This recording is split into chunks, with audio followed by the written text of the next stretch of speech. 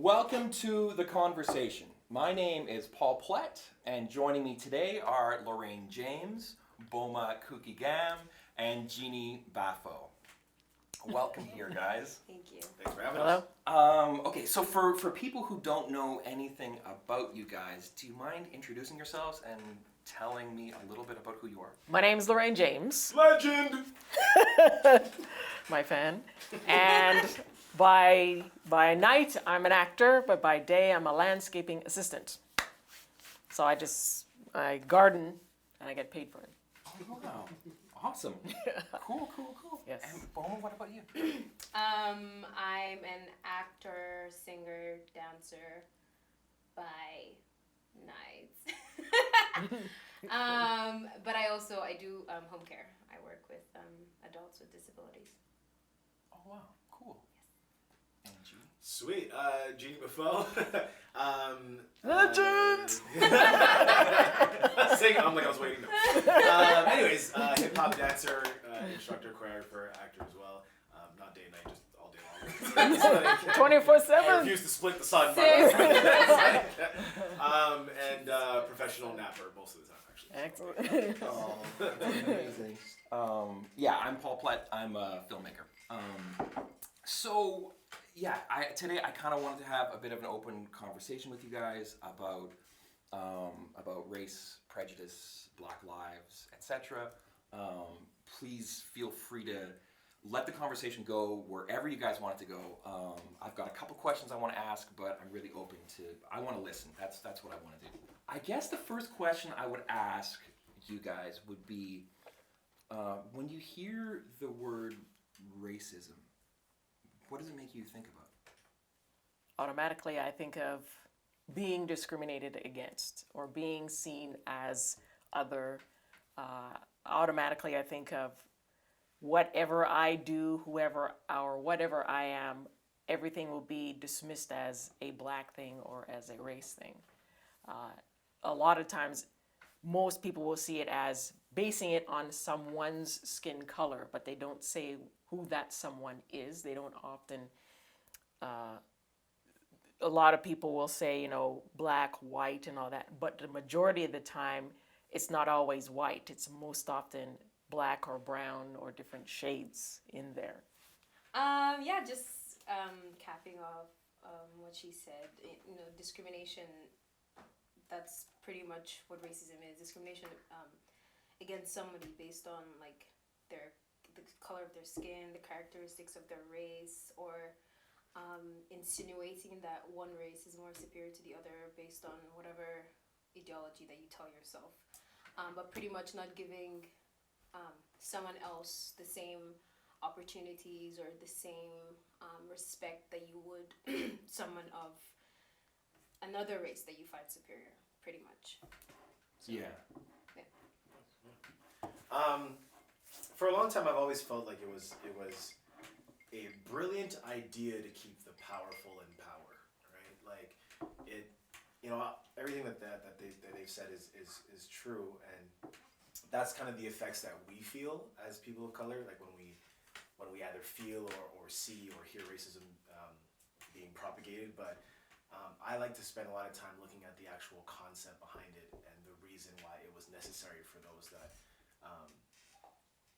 just went around colonizing territory, right? In order to justify what you're doing is wrong. Yeah. You have to create a divide between who you are and who they are, and that racism is the word, but that's the concept and the idea behind it, right? In just like I said, in order to justify what you're doing, you need to separate people by gender, by color, by race, and that idea wasn't anything that human beings were interested in. It was just necessary for almost capitalism or just colonial efforts and all that, right? So to me, it's an idea that's keeping the power in power. Mm-hmm. Just like a construct. Yeah. What do you guys think about that? About the idea of racism as what Jeannie just said, as a construct to try to keep people down. I have a question. Mm-hmm. Can we ask you questions? Yeah, 100%. Yeah. Because I want to know what your definition as, obviously as not a Black person or a person of color, so I want to know what you see as racism, how you view racism? Because we obviously have a different experience of it, as opposed to probably you. Yeah. So I just want to know what you think about it, what you think it is, what you think, like, is the idea behind it, what you think is, like, how much, like, damage it has done, like, have you experienced it in any way, or have you seen it being done to, like, other people, like obviously you see it in the news, but, like, have you Yeah. ever, like, experienced it, like, being done to somebody? Yes. Yeah. Totally. 100%. Those are a lot of questions. Sorry. I mean, the first thing that I would say is my idea of racism is rapidly evolving. And over the past several weeks, I've really tried to put a pause on my idea and just shine some light on that and really think about it. And I think, personally, when I think about racism right now, I sort of think about overt racism, and I think about, like, systemic racism. I think that both of them are, in my opinion, abhorrent. You know, they're both things that really are wrong, but I think about them in terms of again, so overt racism is a lot easier to see and to name and to say, I've seen that. You know, I've seen. I have witnessed racism probably against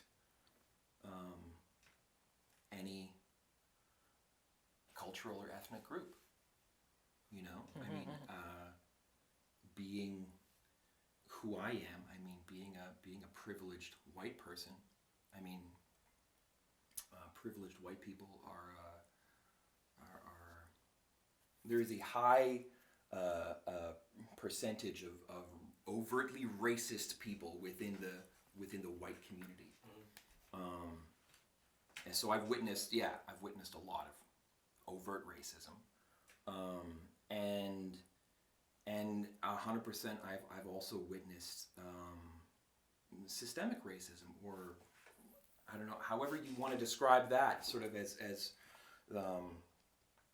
stuff that's more difficult to sort of put your finger on and say, like, is this racist? You know, what's actually going on here? But looking at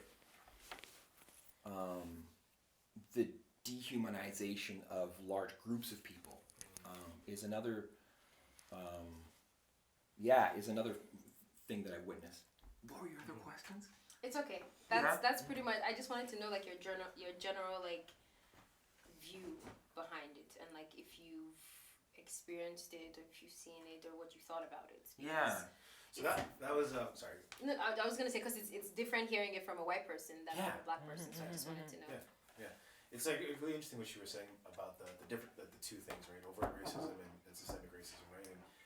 And the thing that's really interesting about that is when you said that overt racism is there, like, it's easy to see the person who's like, hey, N-word, hello, like, everybody can see that, right?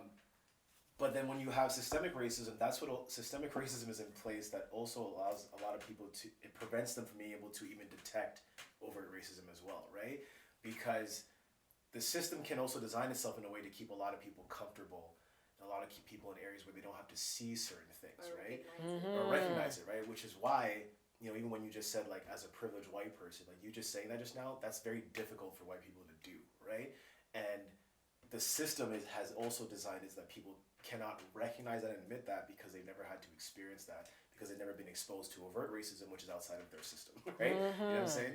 So that's the concept behind it. It's like, not only do you keep certain people, like, it's the whole thing kind of just keeps people at bay to not only feel comfortable, but not even have to be exposed to what the world is actually really like, you know? And that's when you get into, like, what certain neighborhoods look like versus certain other neighborhoods, right? Like, you can be in the, you know, the quote unquote, like, white picket fence neighborhood, right? And never have to see a person of color in your life. Right. Know? So that when someone rolls around, like, you're automatically like, well, what is this person doing here, right?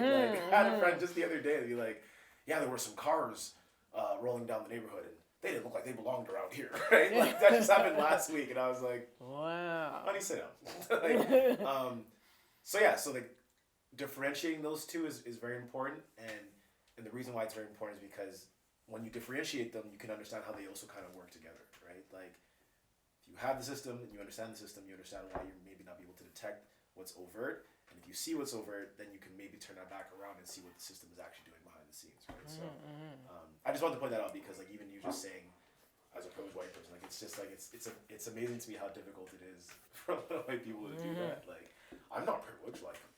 And There's no privilege. What do you mean? I live in a trailer park. and It's like, I realize that when you talk about racism, there's this idea that only bad people are racists. And so when you point out, like, I have this wonderful friend, she had these chocolates. She'd known them, I guess her dad had brought them over one time, and they resembled nipples on black women. But the name of it was German, but you could tell the N-word was kind of in there. And I've known this girl for several years, and she just casually, eats these chocolates. And I saw the cover, and I'm like, what is it? Like you could see the NEGER, and then the rest of the. Yes, they're like marshmallows. They're covered in chocolate, and there's like a cookie in there, and the name of it refers to black women's nipples. And I kind of questioned her on this, but she had her back to me and she wouldn't say anything. But to her, this was just a chocolate that she'd had when she was little, something her dad gave her, and to her, it wasn't offensive. And if I called her racist, she would have acted like I was being a horrible person, or that I was being reverse racist, or that I'm bringing up racism. Meanwhile, this chocolate is right there. These treats are right here, and it's like I'm not supposed to say anything. Like if you have a friend that expresses something or does something that is offensive, what are you supposed to say about that? And and then if you say anything, then it's as if she will think that I'm calling her a bad person. I'm just trying to point out, there's something wrong with this, and there's something kind of racist about it, even though it's an innocent chocolate with this horrible name. You couldn't have just called it chocolate covered marshmallows. Or change the name. Yeah, change the name. You gotta contact the embassy. Yeah. And it's just little things like that where I'm gonna notice it, and if I wasn't there, she would probably think it was okay to have that as long as her black friend wasn't there. Yeah. And then you got stuff like the Edmonton Eskimos or other teams that have politically incorrect names, and it's going to bother the rest of us, but there are a lot of people that see absolutely nothing wrong with that. And if you try to change it, then it's if you're trying to ruin the system, you're trying to do something, you're trying to take down the system, you're trying to, you're ruining the fun for everyone. Kind of thing. It's like it never occurred to them that it would bother us in the first place. Like when they came up with the offensive chocolates or the team names that have these offensive names to it, or blackface. Like that was considered entertaining a long time ago. I saw it in a Tom and Jerry cartoon when I was a teenager. Yeah. Like a lot of people thought that was fun, but what do those people look like? There's some of us that looked at it and thought, there's something wrong with that, but they're like, oh no, you're ruining it. Have a sense of humor about it. The rest of us are supposed to enjoy this. We're supposed to see it as entertaining, but we don't. And so at these times when we call out racism, there are a lot of people that are shocked at this. They are shocked. Wow, I had no idea. But the rest of us are like, we knew for a long time. From day one, we knew that was offensive. You wouldn't, you go into this hissy fit. It was offensive all this time. But Have you felt that a lot, like throughout your life, that you've had thoughts or opinions that have been sort of brushed aside? Specifically regarding race and racism. Yeah, I remember like in school, anywhere in school, if I'm watching. Like if you're a little kid and you're watching a film in class, and then they have like this one stereotype black character, and for some reason all the white kids would just turn and look at me because I'm like the only black kid right there. And I'm wondering, why is everyone looking at me when they see, have they never seen a black person before? And for some reason, I'm getting this weird, uncomfortable spotlight at this moment. I don't know for the rest of you, like if you feel. We're wondering if you know that character. Yeah. It's like, yeah. It's Obama, or it's Ashante, or it's Okweno, or whoever. I'm supposed to know who that is, or they want to know what I think, or if I'm gonna get upset, or they're just looking at a reaction. But I'm sitting there going, what are they looking at me? All of a sudden I'm feeling weird about being the only black person there. Up until that moment, I was just another student. And then that person pops up, and all of a sudden, oh no, I'm the only black person here. And that's quite often, like almost every classroom, every place I've worked, every show I've worked in, I'm usually the only black person there. And I'm thinking, it occurred to me several years ago, when I'm not there, it's not just an all white space, it's just a space they're working in. They're not thinking about race because I'm not there. Unless I annoyed them somehow. Oh, that Lorraine, she did that. Oh, her hair, is it even real or anything? Or, whatever. Yeah. So when I'm not there, they're not thinking about race. When I enter the room, then all of a sudden I'm the diversity hire. It's like I'm there and they wonder, how did she get this job? And I don't know what exactly they're thinking, but when I think back, makes me wonder why they said that thing in particular and why they said that, or how come they don't ask me about this and ask about that, and you start to feel different even when you tell yourself, I'm just like everybody else. You wake up in the morning, I don't think, oh, I'm a black person gonna have a day. I just get up, I wanna brush my teeth, I work out, I make my coffee or whatever, and I get to work, I come home, and then I sleep, and those are my days. And sometimes race will interrupt that day in a mostly negative way, or, I'm just trying to live my day, but somebody else has to make it about race, and then I'm to blame for that. I don't know if that makes sense. Yeah, totally. Yeah.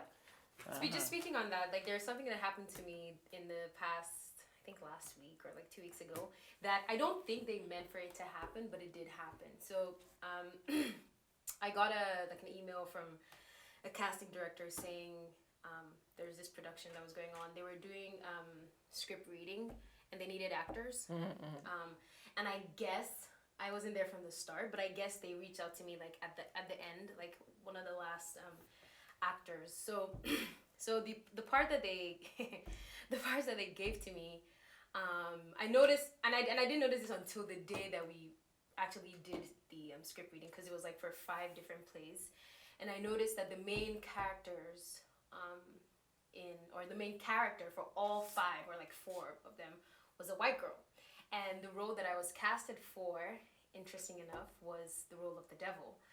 There was an angel and there was a devil, and the angel was like a white, like older lady, like a sweet older lady, and the devil was me, the black person. And at first I was like,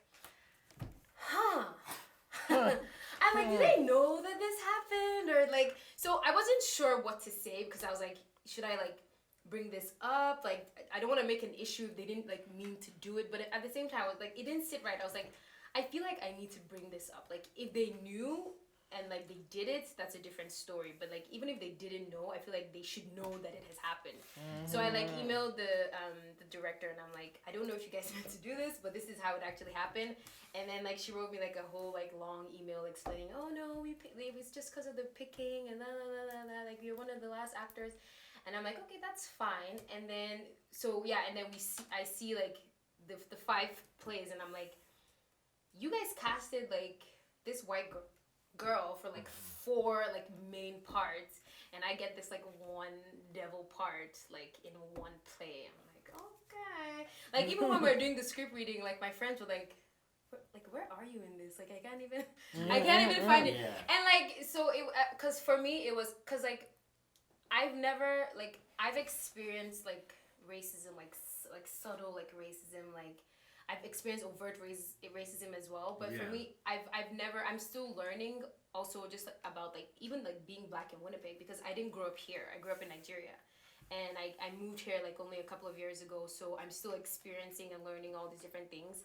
And over the course of me being in Winnipeg, I've never actually had to like stand up to someone being like subliminally racist or whatever. So when this happened, I was just like, do I just like want to like just like leave it as it is, or like is it something I should bring up? But I'm like, I feel like this is a teachable moment. So like that's why I like message. I'm like, if they cut me from the program, like that's fine. But like I feel like this is something they need to know has happened. So like in the future, this does not happen again. So like it was just interesting. Like in this day and age, like this kind of thing is still happening, where like the black person is like cast as like the devil. Even if I was like the last person to cast, like they could have put me anywhere else in the script, but I got that role. So it was just. I couldn't believe it. I like called everybody I knew. I was like, do you guys like that? It's like, Yo, sometimes when you speak yeah. person, you have to make calls. You're like, okay, is Yeah. this like, you have to like, Is this actually get, like, happening? a tribunal of black people and they have a vote on it together and we go, this must be responded to. All the ayes say nay or whatever, but it's like every single Well, time. when you think about it, like sometimes you get a role and you're trying to use all the tools that you have to use against, trying to suss out the characters, who, what, when, where, why, and all this. And years and years and years ago in my 20s, I was in I was in A Midsummer Night's Dream, and I was cast as, is it Hippolyta? I think it was Hippolyta. She was betrothed to Theseus. And so I thought, oh, okay, she's supposed to be this Amazonian queen. So the word Amazon, it didn't ring any bells at first. I just thought, oh, it sounds cool. And then the director, at first he was saying something like, we should probably have a bone in your nose or something. And at first I thought he was kidding. Month later, he comes with this plastic ugly bone and he holds it out to me. And I'm like, you're joking, right? And then he kind of dismissed it. And yeah, for sure I was. Yeah. and then he's trying to give me these directions to be more ape-like. And so I had to take him aside and I was trying to say, some people might actually find this offensive. And I tried to talk to him and he's like, good point. And so he kind of scrapped that idea. But it's like, I had to take him aside and say, this is racist. It's like, never mind that other black people would be offended. Maybe some white people might be offended by this. It's like it didn't occur to him that would happen because I'm thinking Shakespeare, how many black people go out of their way to see Shakespearean theater?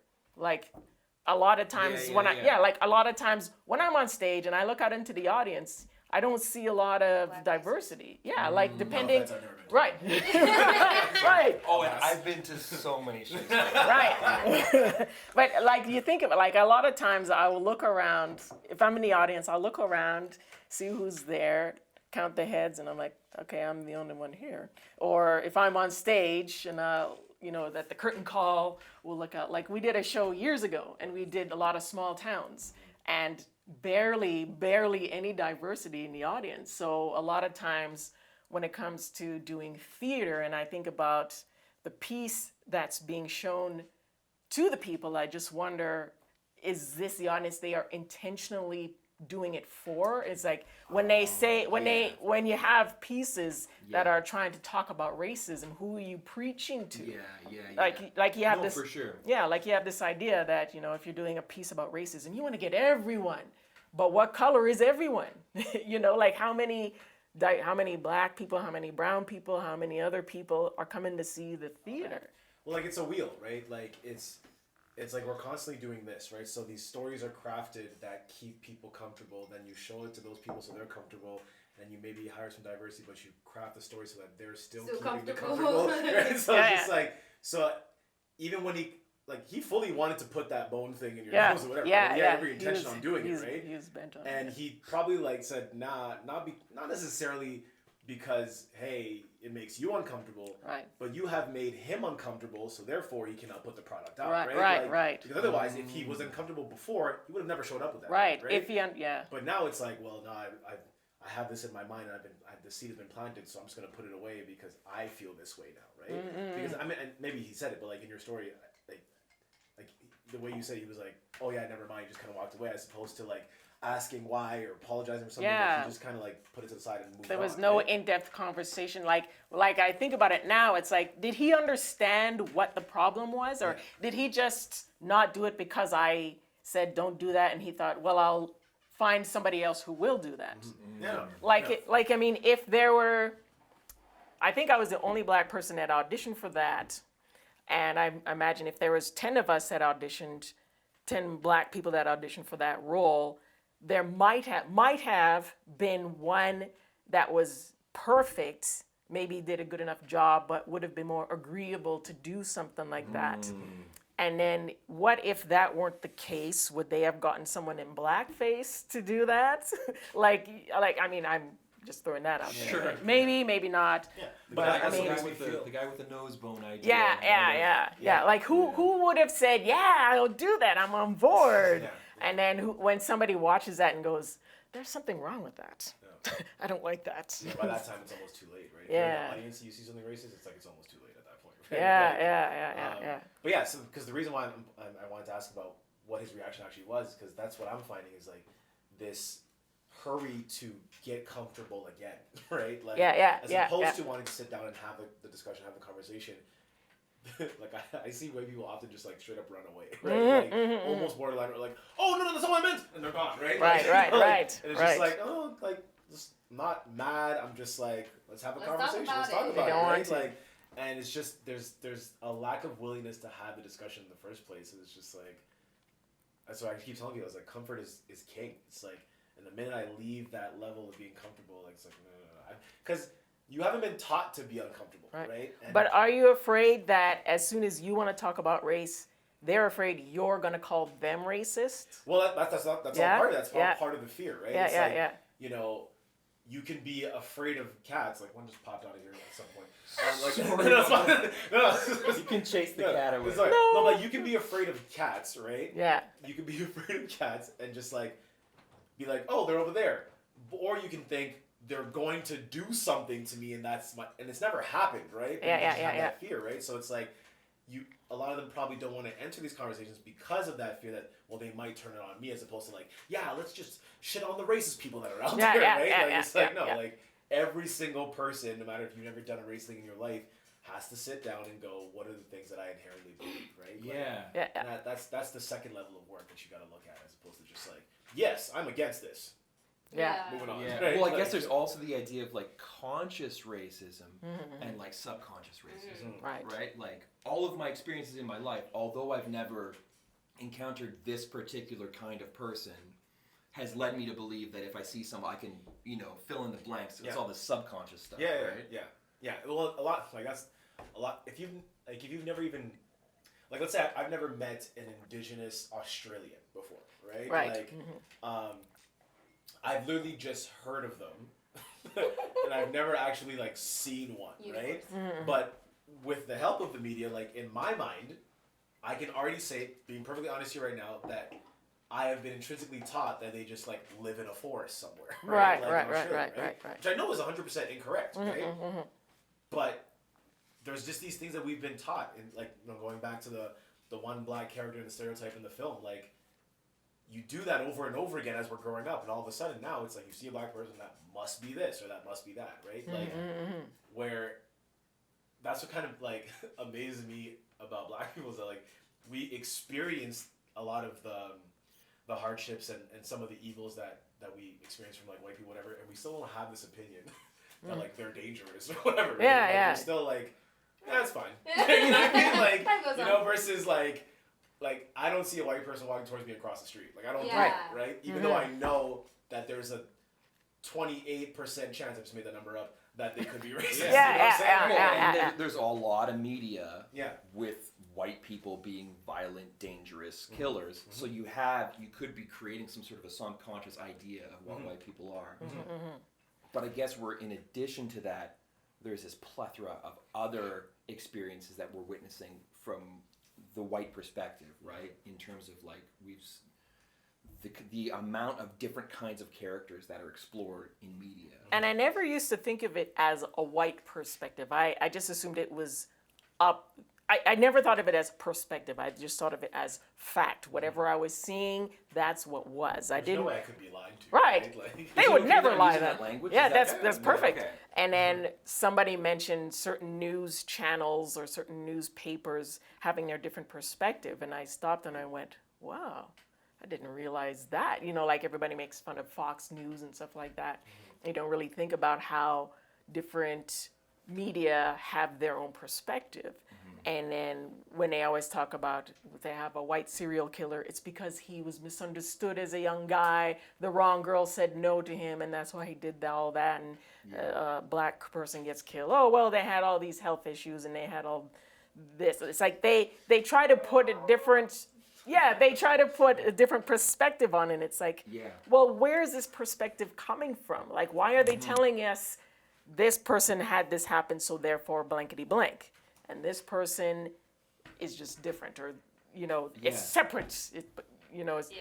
But they won't say racism is No, a for force or sure. They would anything tell like the that. exact same story in two completely different Right, ways based right, off right. of the color. And that's something that's still happening, which is just so crazy to Right. me. Like it's 100%. like we've marched, we've talked about the news, we've done so many things. Like even in the past like couple of weeks, but it's still happening. Right, right. It's Right. For example, I think they're saying this happened back in August, but Elijah McClain right now, was walking down the street with like a ski mask, something at nighttime, whatever, and somebody called the cops on him, whatever, and he was like 20, young kid, 21, 22, something like that. Special needs in some way, but a very charismatic and charismatic young man, and 4 officers on top of him, just like ensuring that he wouldn't move or whatever. And when they put him in like 2 different chokeholds, and then finally when the paramedics were called, they injected him with ketamine, I think is what they called it, or something like that. Some kind of horse tranquilizer sounding some thing, right? off, Anyways, very ketamine. so it's ketamine, right? Anyways, so I'm watching the news, and this is just last week, right? So this happened in Aurora, Colorado, and the Attorney General was on CNN talking to one of the Cuomos, I forget, whatever. And the host of the show asked him, like, it's clear that he died from all the chokeholds and the ketamine and all this stuff, blah, blah, blah. And the Attorney General, the person who's supposed to be on the front lines of prosecuting those cops, just said, well, he wasn't dead by that point, so there's no way it could have been any of those things, right? So after the 2 or 3 chokeholds and after the ketamine, he was apparently still had a heartbeat going to the hospital. So then how can you tell me it was the chokeholds, and how can you tell me it was the ketamine? Right? Versus in that same state, years ago there was a shooting in the movie theater, right? Yeah. That was the white guy with the colored hair and blah, blah, blah. And they literally said, like, his parents divorced when he was 12. How could he have ever recovered? Right? Yeah. Like, He had no so choice like, but to enter the theater and shoot all those people. Right? I mean, he couldn't help what himself. I mean, we have to feel for him and what his family is going through. Yeah, right? yeah. Versus, like, why won't you prosecute those cops? Because there's no evidence that the cops did it. Yeah, Right? Like, yeah. So, like, yeah, like you're saying, it's still happening, and it happened last week on, like, a national news station. And even the white host was just like, what? Huh? Oh, well, thanks for coming on. Oh, next up, and it's moved on, right? And I'm just like, I just sit there and I just have to turn it off. And I'm like, let me go back to watching Teletoon. Some cartoons, I whatever. can't Yeah. do this anymore. Just take a break every day. Yeah. They see what they want to see, but they believe what they want to believe, and it's like if you argue with them, then there's something wrong with you. Because like what I've learned over the last couple weeks is, in order to, the reason why it's so hard, like, after all the marches and after all the conversation, the reason why it's still so hard to, like, advance the conversation is because in order to do that, like, whether it's white people or anybody who has intrinsic bias, like, they have to accept that their world is crumbling down around them. Right. And everything you've been taught your whole life could be a lie. Right. And that's way too much to handle for Right. a lot of people. Yeah. Right. So, like, if you're a police officer and you've been trained this way, and this is the keys to success, and then someone comes around and puts doubt into that, Yeah. like, it's so devastating that it becomes frustrating. You get aggressive and offensive with it, right? Like, Yeah. that now you, like, it's disrespect onto you because you're making me doubt my worldview, which I cannot handle. Yeah. Yeah. Right. Yeah. Right. Where it's like, yeah, people come out to doubt their worldview every single day, right? You know what I mean? Like, in order for me to survive in this world, I have to put into question every decision I'm going to make, right? Like, I was just telling, a friend of mine the other day, because they came to my car and they saw that my driver's license and my registration card for my car is like right there in the middle. It's not in the glove compartment or whatever. And I said, I leave my driver's license in my car all the time. Like, what if it gets broken into? First of all, anyways. But second of all, it's like, no, I leave it here because in my mind, I never want to be stopped and have to reach for my glove compartment. Because it could be a gun you're reaching for. Right? Yeah. And they're like, yeah, it's a white friend. Or they're just like, what? What's the problem with reaching? I was like, you don't get it? You don't know What's that there's a wrong problem with me reaching for the glove compartment? His name was Philando Castile. You know Yeah, what I'm saying, exactly. Right? Like, he's like, I have a gun, I'm letting you know, brat. The end, right. So I'm like, when I get in my car, I'm already just getting in the car to come here. I'm making decisions in case the world that I live in strikes at any moment in time. Yeah, you know? Like, and that's the worldview that I have, Yeah. right? And that's the worldview that I'd like to be destroyed kind of thing, but it's the worldview that I have, and I have to believe that, right? Versus, our quote-unquote, like, opponents or people on the whatever other side, like, having a world belief that people are this or this should be that, or there is no problem. Like, you cannot accept the idea that is not true. It's just too much for people to have. The roots go pretty deep. Yeah. Yeah. And yeah. Sorry, go ahead. Go ahead. I was just gonna say, like, so all of this it's interesting for me. Again, because I didn't grow up here. And back home, like, obviously, like, my grandma, before I ever came to Canada, my grandma said, don't worry, Maria, white person, they're evil. And, like, so coming to Canada. Sounds familiar, yeah. So, like, coming to Canada, I didn't really, like, come to Canada with, like, white people are evil. I mean, obviously, like, I know that there's racism and there's blah, blah, blah, but, like, coming to Canada and, like, living, to all the years that I've lived up until now, it's most of the things that I've witnessed that have made me understand that the world is so different and so, not evil per se, but, like, back home, there's a lot of, like, bad stuff, right? But it's, like, it's, like, here, they do it because, I don't know the reason that they do because, but, like, back home, people are just, like, everything is hard back home, so you can kind of understand why people are, like, doing bad things.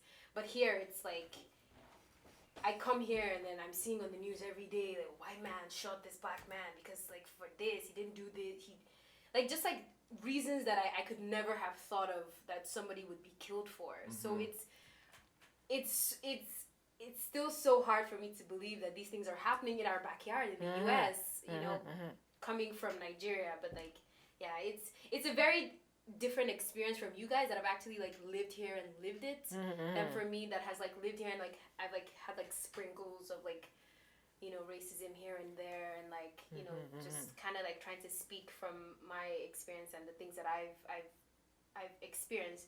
They haven't been as much.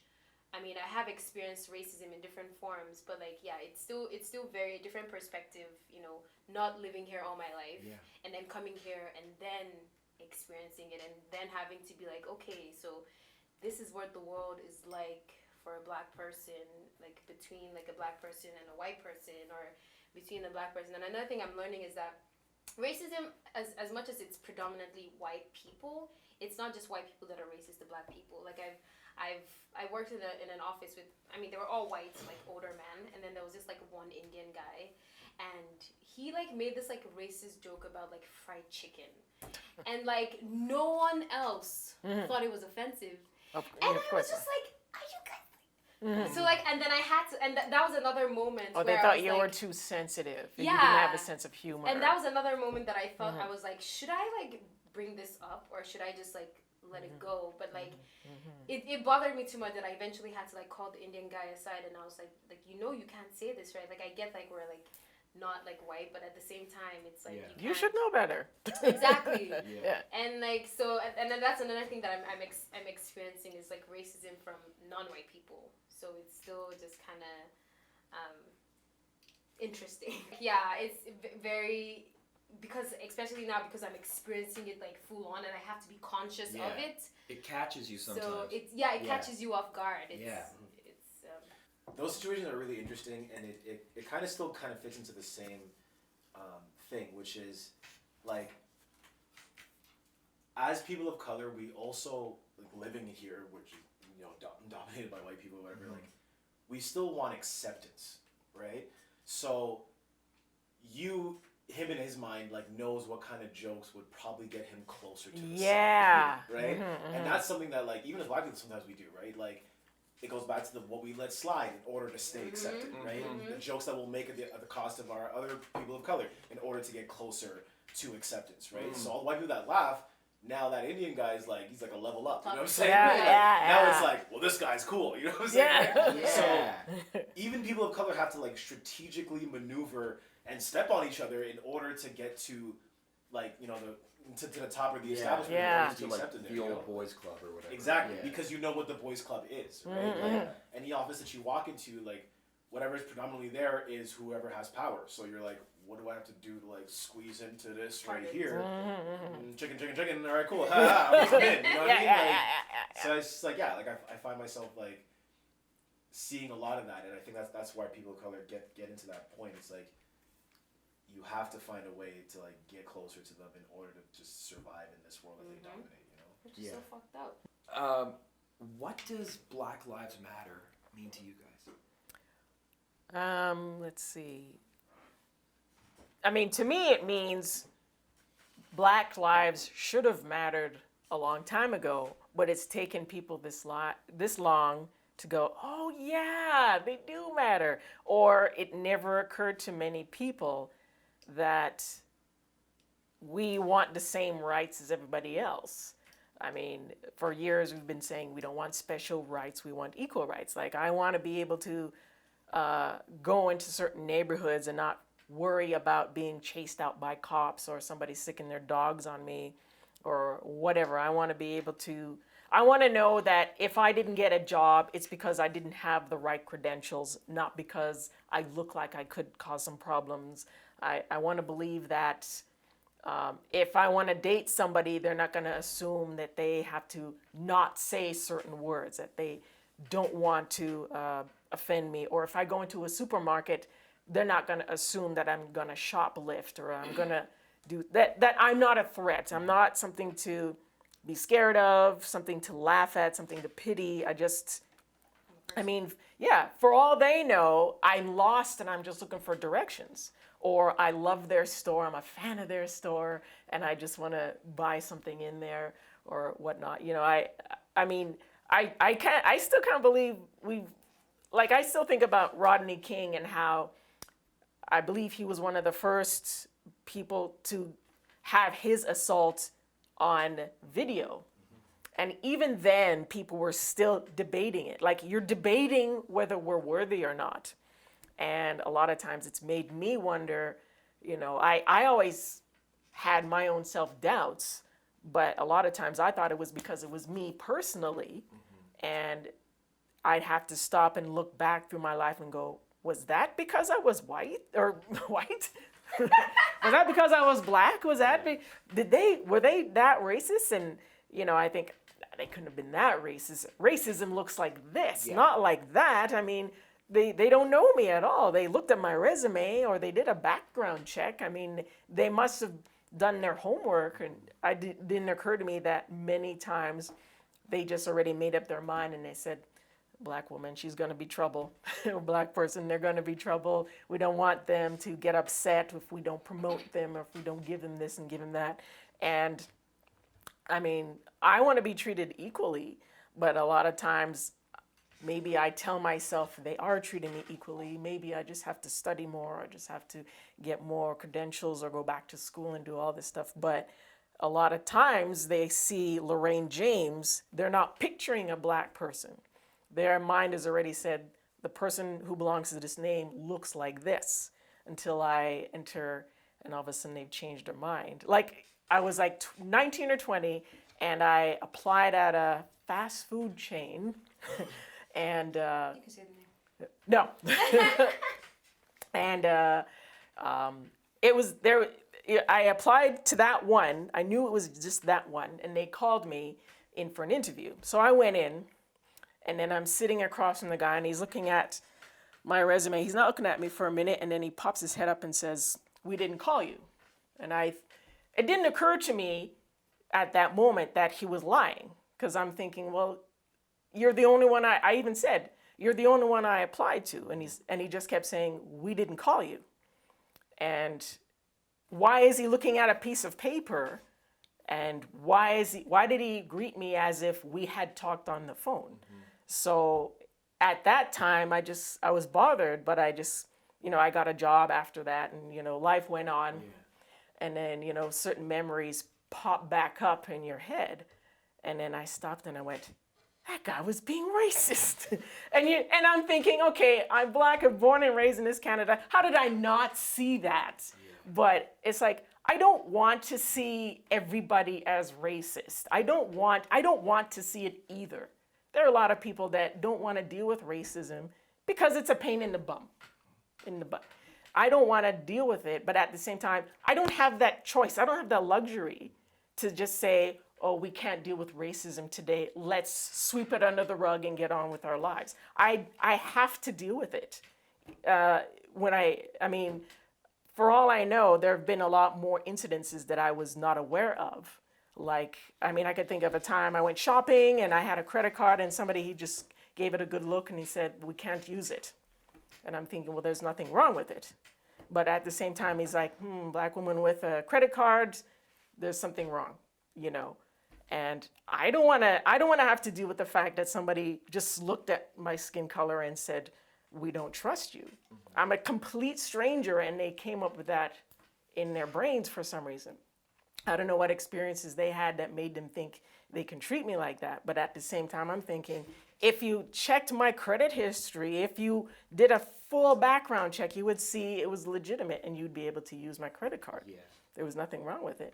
So, yeah, Black lives should matter, not matter more than everybody else's. It's as if everybody else's is here and we're down here or way down here. We're saying we matter, and somebody's saying, no, you don't matter. When somebody disputes that, it's like they're trying to say, know your place.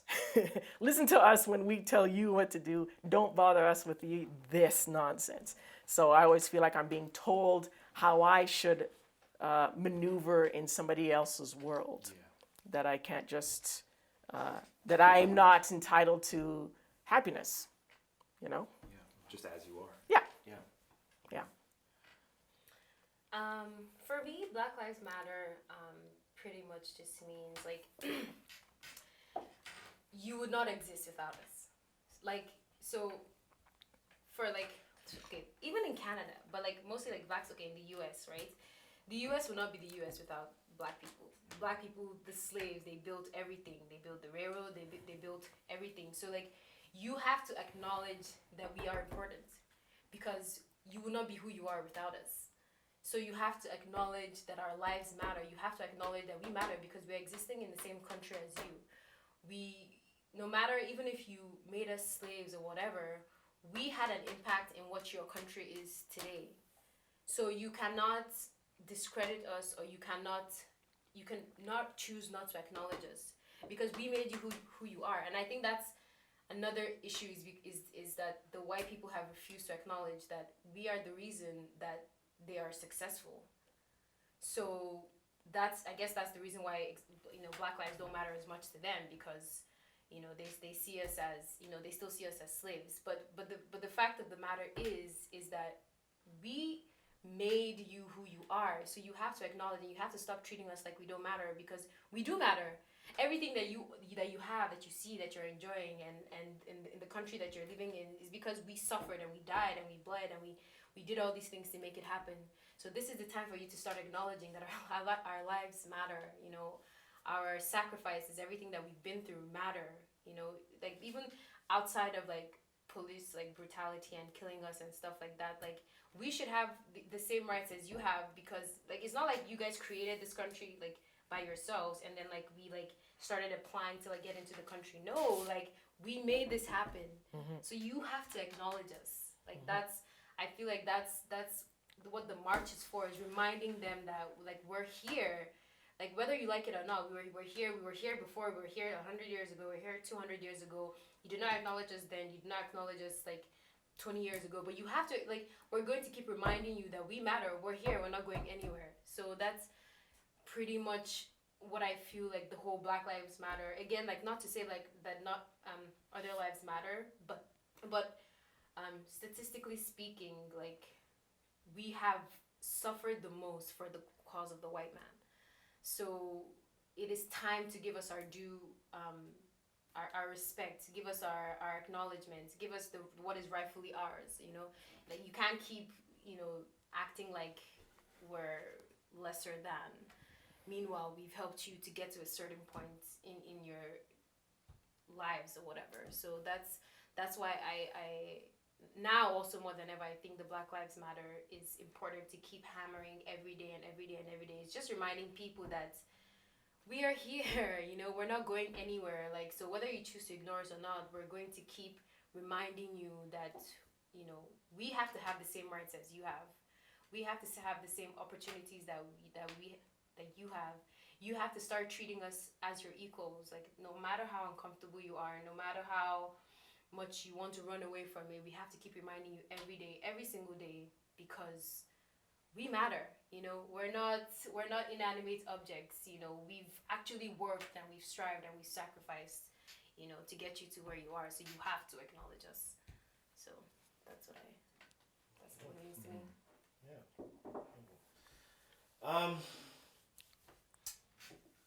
To me, it's like the only word that comes to mind when I think like, okay, what does Black Lives Matter mean? Like the one word that comes to mind is like simple. It's a really simple sentence, right? It is like it's just like these ladies are saying, it's the bare minimum. Yeah. It's just 3 words. We do matter. Like. But I think that's what's also so brilliant about it is, as Black people, we know this. We intrinsically know that we matter, right? But the reason why this has even become a thing is because it's being debated. Yeah. And as it's being debated, it's not a reflection on us. Right. It's a reflection on you. Right. So the minute you're putting yourself as, well, it's over. Right. Like not my discussion with you is over, but it's like that I've actually won the debate the minute you're trying to debate me. Right. You know what I mean? Right. So looking at why and how this even began, right? Like recently with police brutality, it was to say stop killing us. Right. Okay?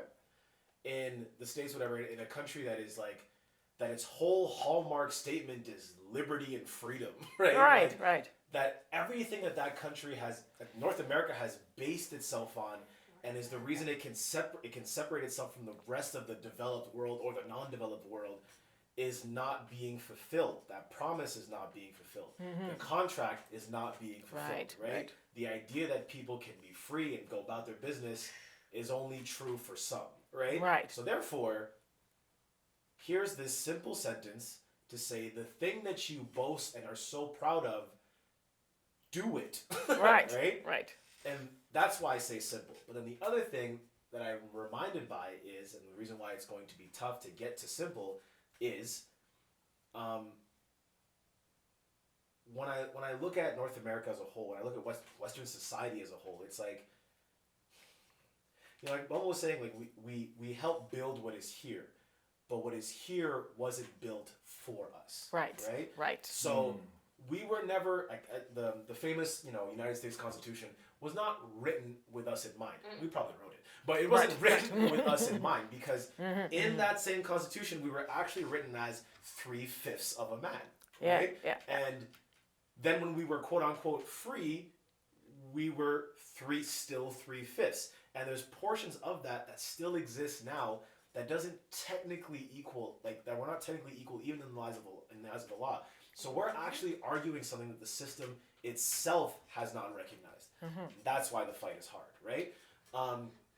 But to make it very simple, it's like the first time that you could say that, hey, Black Lives Matter, Abraham Lincoln just being like, I think we should abolish slavery.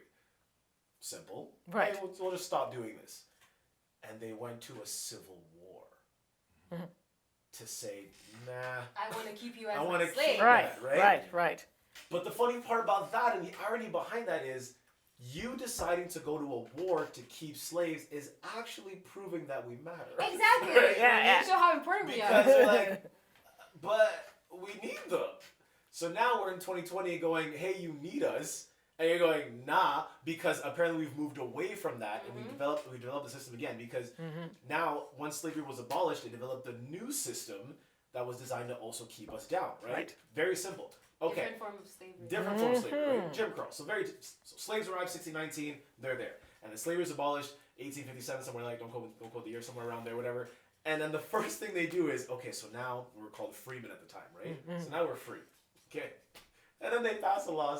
So like we don't have homes, we don't have resources, we don't have anything, right? Oh. And then they go, all right, now there's a new law, homelessness is illegal. So now we're all going to prison. Right. And now in prison, now we're doing free labor again, right? So no matter what, you're going to keep passing these laws to ensure that the power stay in power and that we are not there. Right. So when we're saying we're fighting for equality, like it's like Equality for whom? equality for who, and also we're fighting against something that really and truly the reason it's hard was not intended for us, it was never built for us, and that's the difficulty in the fight. So the equality we're looking for actually doesn't even exist yet, right? And that's It's gonna take some time. and it's gonna take some time for even the law to acknowledge that it never existed. Oh my in the God, first that place, is so right? brilliant. And that's where reparations come in. That's why, in order for Black Lives to matter, like this is just again solutions, whatever. It's like you have to do reparations, Yeah, right?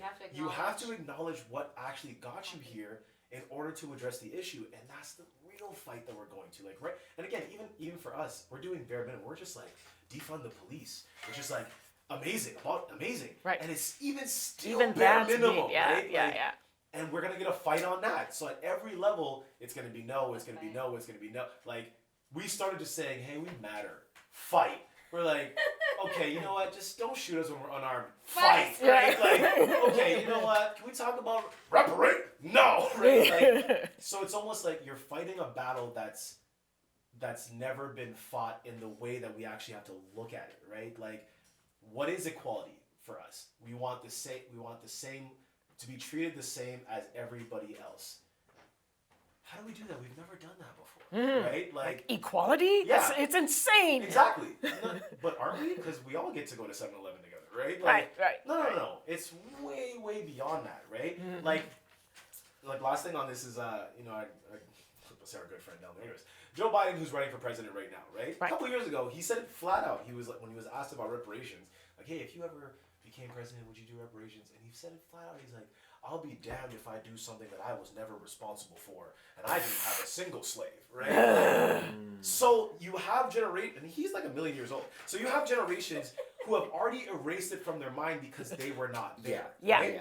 I wasn't in slavery, but I still feel the effects of it, right? Like, so should I forget that my life matters because it didn't happen to me? Alive, yeah. Right? Right. But it is happening to me, and the effects of it is also happening to you because you're benefiting from it, right? Yeah.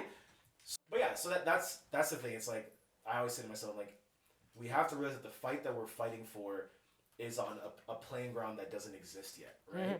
So we have to establish like the table of what we're talking about Yes. in order to get you to understand what we're talking about, right? Because I think the reason they can't wrap their minds around it is because it actually never existed, right? Like, hey man, there's trees on Mars. What do you mean? I've never seen that, right? Like, so it just must not be real, right? Yeah, Like, yeah. So what Black Lives Matter to me is, what it means to me is a very simple concept to say our lives deserve to continue. Right. Okay? Right. And this whole system that is designed to make sure that we cannot do that, can we look at that? Can we look at it? Yeah, Okay? yeah. Can we just like You have to Why touch not? it. put the Look at blueprints it. on the table? Can we look at it? Yeah, yeah. And I am not so much concerned about the fight that we're doing. I'm more concerned about the fact that we have a fight in the first place. Yeah. Right? And the people that are fighting us are also refusing to acknowledge that they're fighting us. Right? Like, so I'm just like, it's simple. And I hope at some point it becomes simple enough to actually move in the right direction and just get this thing done. Right? Right. Right. I think the more conversations we have, the more uncomfortable we make people. I think the fact is the point is to hold everybody accountable. You know, so you know, we're all here. We're all saying, okay, Black Lives Matter, and then you go to your house, and then you have a friend that says a racist joke, you know, and you don't hold them accountable. So, I feel like it starts with holding everybody in your life accountable. Everybody that you meet, everybody that you see, hold them accountable for their actions and their words. Hold your boss accountable for giving the white person the job instead of the black person. You know, so I feel like from those little actions, then maybe we can see change. You know, maybe we can start having more conversations about this, you know, fact that Black Lives Matter. You know, so at the basis of it, I feel like is holding everybody accountable. Don't be afraid to like tell somebody that they're being an idiot. Like you just made like a fucking like dumbass joke. Like it's not acceptable. Don't just let it slide. I feel like it's letting it slide that just lets it keep on. You know, you gotta like you gotta cut it. You gotta if you notice like that like small like subliminal racism, be like, do you know you just did that? Like, you know, and I feel like eventually, like even you like for like parents, like your parents too. Your parents can be racist. And like maybe you have not even like realized that they're racist, but like starting to pay attention to it and being like, Dad, like you can't say that, and like really like calling everybody out on like these little things that they're doing and making them realize that it's not okay. And I feel like that's the first step. I'm sure it's not as easy as it sounds, but that's like the first thing. Like even for me, it's just like now I'm more conscious of conversations I have with people and the things that they say, so I know when I can like nip it in the bud and like find that teachable moment and be like, I'm not sure that you knew that you did this, but this is wrong and this it happened, but I just want you to know that you did this so you don't do it again. You know, just like finding those little things and like teaching people how to not be that way, especially like for the older Gen Z generation. They have a lot to learn. So it starts from us and the people that are around us and the people that we know, and getting them to correct themselves and getting those people to correct other people. So good luck to all of us. Well, no, I think I mean even with what Jeannie was saying is it's Black Lives Matter is like it's a base assumption. Let's start the conversation here. You know, this is a base assumption that we are making, that we think everyone should make. If we want to start having a conversation about that, let's start with that. And I feel the same way about this conversation with you guys. This to me was not the end of a conversation. To me, this is the beginning of a conversation. I want to thank you guys all so much for coming here. Thank you for having us. Thank you. Participating. I also think it's wonderful that you wanted to hear us at all. Like you wanted to sit down with us and talk with us. And be uncomfortable. Right. And hear it all. Right. Even though this is not all. Right. But it's a start. Because it's one thing to just talk about amongst us. Yeah. Or if I want to talk about with my family or other black people, but it's another when a white person or at least a non-black person says, I want to listen. So thank you very much. Thank you. Thank you for saying, I want to hear y'all. Yeah, sure. No, Wakanda forever. No, I'm not gonna do that. Can I do that? I don't think I can do that. You're not from Wakanda. Who's from Wakanda? No. Listen, Chad Boswick. Anyway, I want to thank you guys all for sitting down, having a conversation. And thank you guys for watching, and we'll talk to you guys next time.